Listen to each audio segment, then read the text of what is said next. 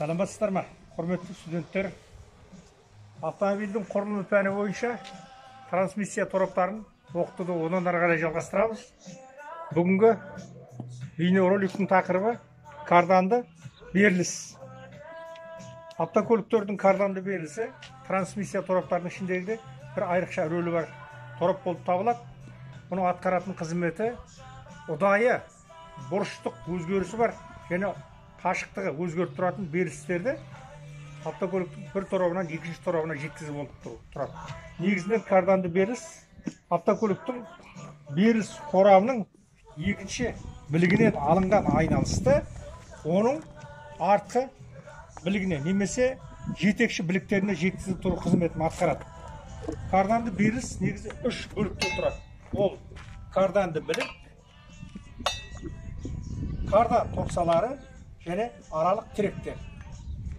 Карданды білік, дөңгелек, домалақ, турба сияқты материалдан, мықты материалдан жасалады. Салмағын жеңілдету үшін оның іші қуыс болып тұрады. Оның бастарына кардан топсаларын және карданның фланцтерін бекітуге арналған арнайы тұтас жүйе сваркіленеді. Кардан топсалары карданды біліктің аралық және шеткі бөліктеріне орналасады. Егер карданды білік бір тораптан екінші торапқа тікелей берілісті жалғайтын болса, онда карданды білік бір ғана тораптан тұрады. Егер карданды білік бір тораптан екінші торапқа беру қашықтығы ұзақ болып, бұрыштық өзгерістер ұшырайтын болса, онда карданды білік әдетте екі тораптан тұрады. Сонымен бірге карданды білік автокөліктердің жетекші белдіктерінің санына да байланысты.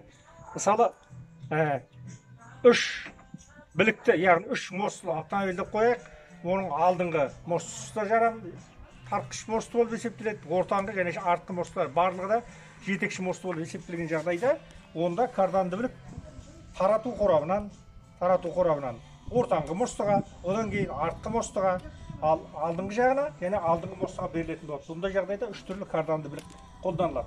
Енді кардан топсалары ол не қызмет атқарады? Кардан топсалары кресті тәрізді немесе шар тәрізді болып жасалады.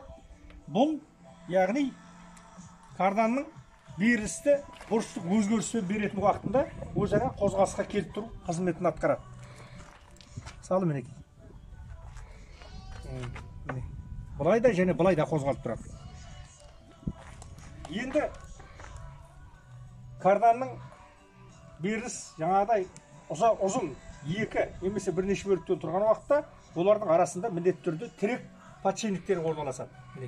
Тірек бар. Мысалы, біздің көрсетуге мына кардан беріліс қорабынан автокөліктің артқы мостысына дейін ұзақ берілісті қамтамасыз ету керек. Бұндай жағдайда оның орта жерінен мынадай тірек подшипник орналасады. Оның ортасында міндетті түрде айналып тұратын подшипник болады. Міне кардан осы подшипниктен айналып тұрады, ал мынау автокөліктің қаңқасына бекітіледі. Сөйтіп, карданның салбырап төмен қарай түсіп кетпеуін қамтамасыз етеді. Біз енді карданды берілістің басқа бұрыштық өзгерістері, оның теориялық жақтары, оның жалпы құрылыс жөнінде мәліметтерді көбінесе дәрістік материалдан толықтай бергендіктен, оның бәрін қазір қайталап жатпаймыз. Мына жерде бір назар аударатын жағдай мінекей. Біз өткенде беріліс қорабының өткен уақытта беріліс қорабының екінші білігі және оның басында арнайы шлиц бар деп есептегенбіз. Сол шлицке мына карданды берілістің басында да міне фланцінде де арнайы шлиц болады. Немесе оны мына жерден арық көреміз. Мына жерден арық көрінеді міне шлиц. Осы шлиці мына карданды беріліс қорабының екінші білігінің артындағы шлиціге жалғанады да берілісті тұрақты айналысты тұрақты түрде беріп тұрады. Енді біз жаңа сөзіміздің басында ұзындыққа байланысты өзгеріс енгізіп тұрады деді. Ол қандай жағдайда? Мысалы, автокөліктің беріліс қорабы іліс муфтасының қорабына бекітіледі ғой. Сондықтан беріліс қорабы өзгермейді.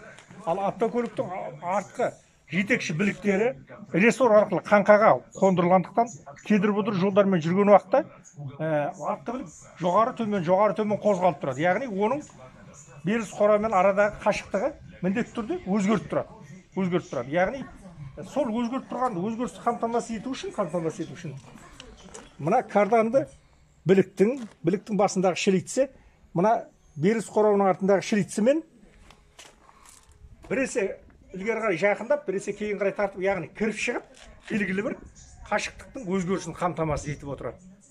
Жалпы міне карданды беріліс жөнінде қысқаша айтатын әңгімеміз осы, яғни жеңіл автокөліктерде, жүк автокөліктерінде немесе бірнеше жетек мостысы бар автокөліктерде карданды біліктің әртүрлі түрлері қолданылады.